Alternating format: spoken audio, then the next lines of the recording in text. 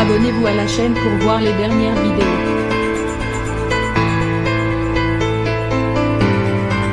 C'est une carrière de près de 27 ans au cinéma que mène avec brio classe égale à HRL Nathalie Portman.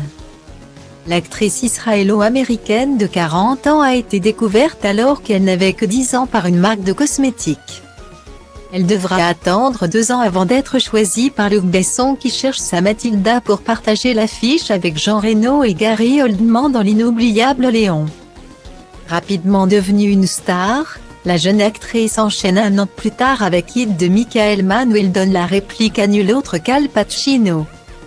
Un début de carrière en fanfare qui suscite la curiosité et l'admiration de tous. Beaucoup d'artistes rêvent de connaître la gloire le plus tôt possible et c'est ce qu'a vécu Nathalie Portman. Aujourd'hui reconnue comme une grande actrice. Mais à l'époque, tout n'est pas rose pour la compagne de Benjamin Millepied. Comme elle le raconte dans le dernier numéro du magazine Elle, sorti ce vendredi 3 septembre. À 13 ans, lorsque j'ai ouvert avec enthousiasme mon premier courrier de fan. Ça a été pour lire un fantasme de viol qu'un homme m'avait écrit, révèle la mère d'Aleph, née en décembre 2010, et Amalia, née en février 2017. Une expérience traumatisante pour celle qui n'est alors qu'une jeune fille, mais qui attire déjà le regard d'hommes plus âgés.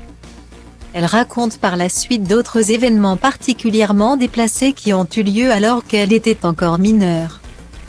Un compte à rebours a été lancé sur ma station de radio locale jusqu'à mes 18 ans. Date à laquelle il serait légal de coucher avec moi. Les critiques de films ont parlé de mes seins bourgeonnants, se souvient-elle.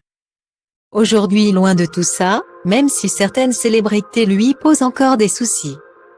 Nathalie Portman décide alors de changer de façon de faire très jeune. J'ai compris très vite. Même à 13 ans, que si je voulais porter des vêtements un peu sexy, je me mettais en danger et que les hommes se sentiraient en droit de discuter et d'objectiver mon corps. J'ai alors ressenti le besoin de le couvrir afin d'envoyer mon propre message au monde.